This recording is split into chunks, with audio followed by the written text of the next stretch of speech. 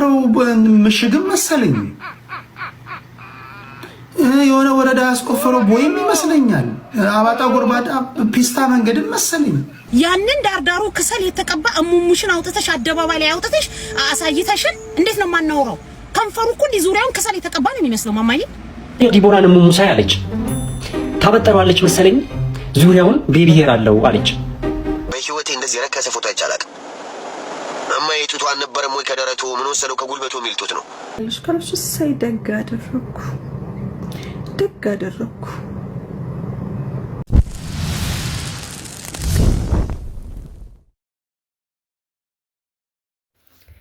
ሰላም ጋይስ እንዴት ናችሁ? አሁን ደግሞ በሌላ ቪዲዮ መጥተናል።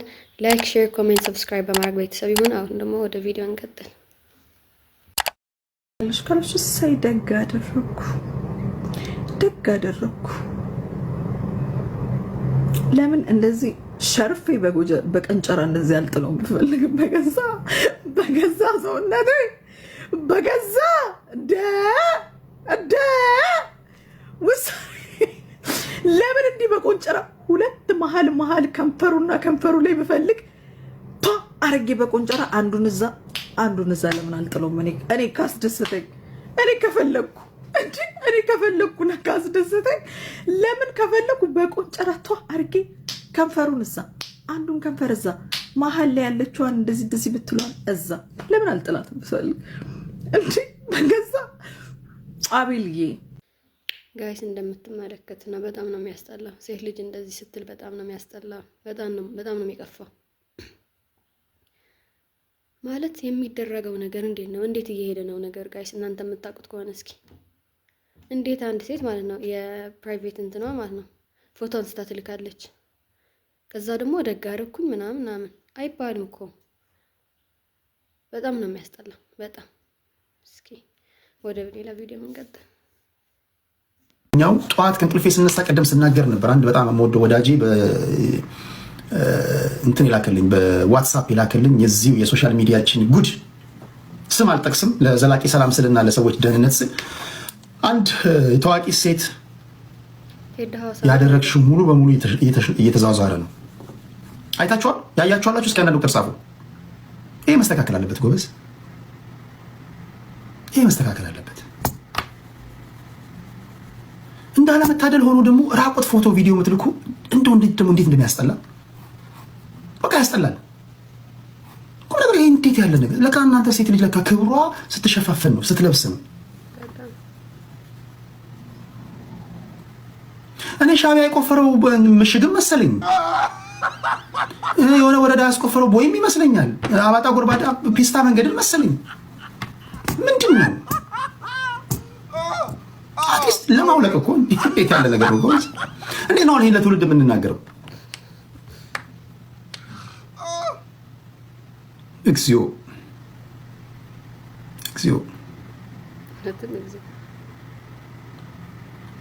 እውነቴን ነው እግዚአብሔር እውነቴን ነው። በአይኔ አይቻልም። ያያችሁ ሰዎች ታውቃላችሁ። ቁም ነገሩ ባካችሁ ጊፍት የምትሰጡ ሰዎች አንተ በተደጋጋሚ ተናግሬዋለሁ። ሌቭል 40 ምናምን የገባው ዳላቸውን እርቃናቸውን ቪዲዮ ለሚልኩልህ ሴቶች እነሱ እንደ ብላክሜል እየተጠቀማቸው ስለሆነ ነው።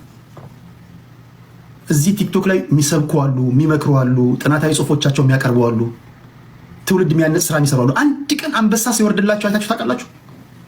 እስኪ አንድ ቀን አሁን የህክምና ሰዎች ስለ ህክምና ያስተምራሉ፣ በማህበራዊ ጉዳይ ላይ ትውልድ ለማነጽ ይመክራሉ፣ ሰባኪዎች አሉ ከኦርቶዶክስ ከፕሮቴስታንት ከእስልምና።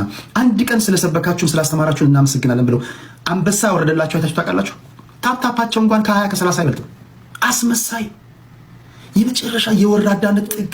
ትውልድ ቤት በኩል ይደግ ግን እይታ ስትፈልግ ገና ለገና ዳሌዋን ስላውረገረገች የአንበሳ ማታ ወርዳለ ጋይስ። ግን ማለት ነው አሁን ቴዲ የሚናገረው የዲቦራ እንትን ፎቶዋን ማለት ነው ስለተላከለት ነው። እኔ በቃ ምንም ማለት አልቻልኩም። በጣም ነው የሚያስጠላ። ደግሞ እኔ እኮ እንትን የደበረኝ ማለት ነው ቢያንስ በቃ የሆነ እንትን ማለት ነበረባት። የሆነ በቃ ያጋጥማልሽ በቃ ሶሪ ምናምን ማለት ነበረባት። ግን ዲቦራ እስካሁን የምትለው ምን መሰላችሁ?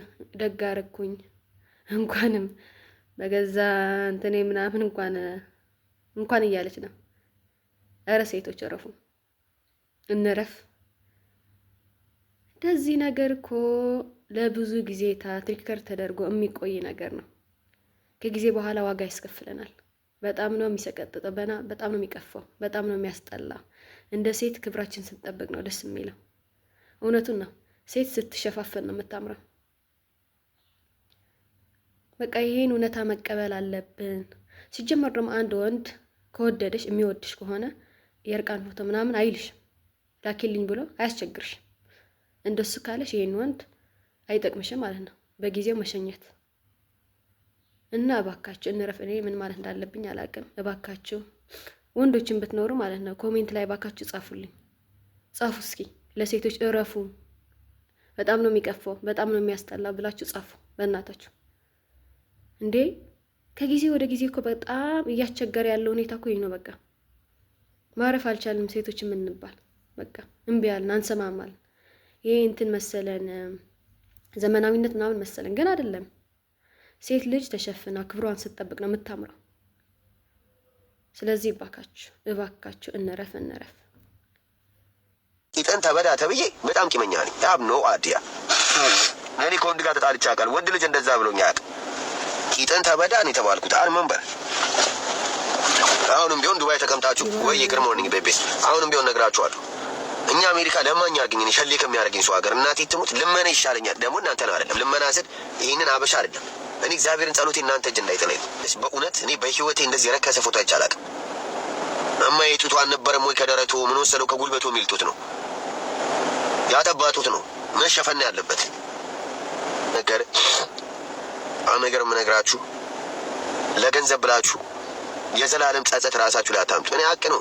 እኔ ተገልብጠን ፖርንም መልቀቅ ትችላላችሁ፣ መብታችሁ ነው። ፖርንም መልቀቅ ትችላላችሁ፣ አይመለከተኝ። የተንጋደደ ቂጥ ያቃናል ቲክታክ፣ ያረጀ ቂጥ ያነሳል፣ የወደቀ ጡት ያነሳል ቲክታክ አፕ።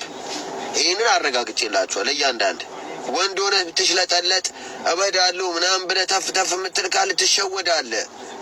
የረገበ ጡት ያነሳል ቲክታክ፣ የፈረሰ ፊት ያስተካክላል ቲክታክ። እውነትና አላዘር የሚለው ጋይስ ሴት ልጅ በቃ እኔ ስንቴ ልበለው ደከመኝ እኮ ዛሬ የዲቦራ ነገር በቃ በጣም ነው የደከመኝ።